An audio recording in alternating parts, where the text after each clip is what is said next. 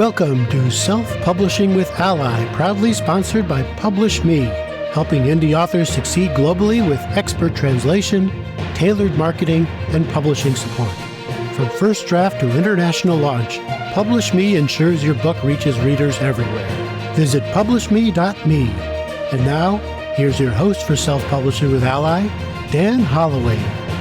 Hello and happy Halloween from the Self-Publishing News podcast. And talking of all things terrifying, let's start with Amazon's new algorithm. So in the late summer, Amazon launched a new discovery algorithm for recommending books and putting recommendations in front of readers. I believe it's called A10, so it is literally only 14 iterations from being an actual act of horror. And drop a comment if you get that reference. So yes, there have been reports, as there always are when Amazon changes its algorithm, that this is really affecting, in particular, the volatility of sales for indie authors.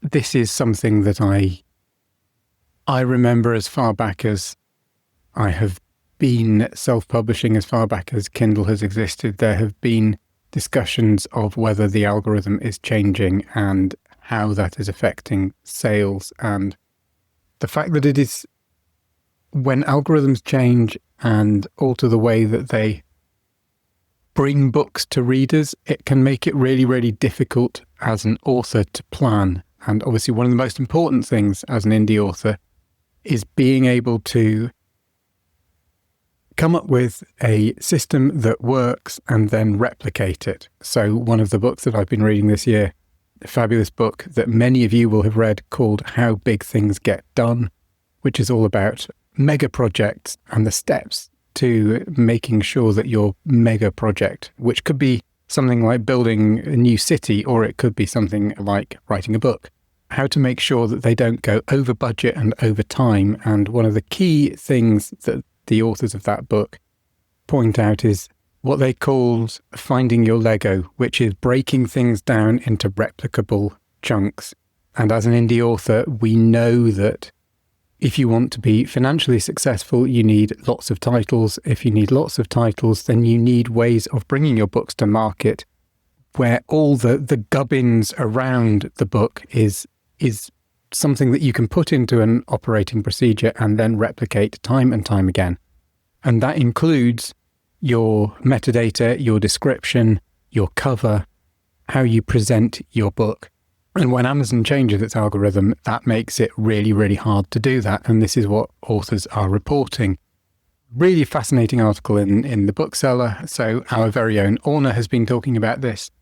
Everyone, in fairness, who is talking about it, Orna included, is coming up with the usual and very wise caveats that obviously you never know how much influence is down to a new algorithm or not. Nonetheless, it does seem as though there is some impact on discoverability. And Orna makes the point that this is, a really important point to consider when considering how to publish your books. And it's one of the pluses of direct sales, is that you free yourself from this sort of variability and you have something that's much more manageable and much more controllable. So anyway, how is the algorithm affecting sales? Well, one of the really interesting points in there was Rachel McLean, who is someone who will be familiar to many of you, absolute indie hero, who has won the Kindle Storyteller Award in the past.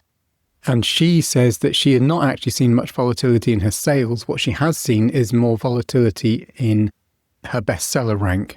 And one of the reasons for this may be, and I think this is something that Orna is talking about that as well, that the new algorithm sort of is more aimed at producing something more stable and sustained in terms of the way that lists are presented to readers, and not this, what has tended to be the case in the past, that you can stack things up for your launch, get a really big spike, a really good bestseller position, and then the book suddenly disappears. So that's one of the suggestions that actually this is more about stabilizing the way that books appear in the bestseller list. And some really interesting stuff from Kindlepreneur's Dave Chesson, who says that their new algorithm is trying to place your book.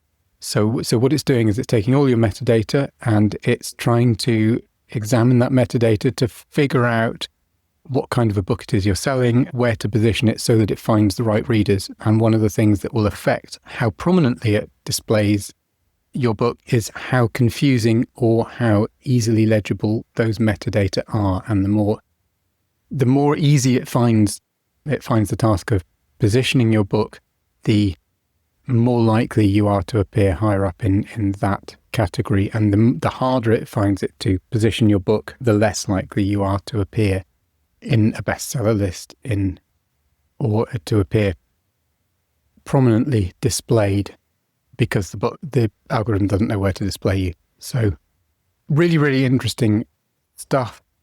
As I say, it is something that is always a bit of a headache, is how do you manage algorithms to ensure that you don't have to spend all your time managing algorithms, but that you can actually put a system in place that works time and time again. And one of the few ways you can do that is direct marketing or direct sales. And there has been a lot of talk about direct sales recently.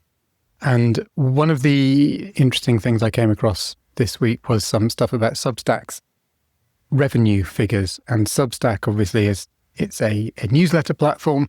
Newsletters, long-form newsletters, are a really good way of producing something that is very replicable. You can do the same thing time and time again, write to a particular format for a particular kind of readership. And one of the things that was really interesting about the figures in Substack was they kind of suggest that doing this just works. It's not about finding a magic formula. It's not about getting yourself to the top of a bestseller list so that you get extra prominence, extra visibility, and then it becomes a self-fueling thing. Rather, unlike a lot of what we are seeing in many platforms where you do have to get yourself right to the top and most of the income goes to the very top couple of percent of creators, on Substack it's much more evenly spread. And actually of all the different income brackets or subscriber brackets, the one that has the largest proportion of the income, at just over a third, 36%, is for writers who have 10 to 50,000 subscribers. So that sounds like a lot, but there are sort of two tiers above that. There's the 100, or three tiers above that, 50 to 100,000, 100 to 500,000, and 500,000 and more. And actually, it's not the 500,000 and more platforms or newsletters that have the really big revenue.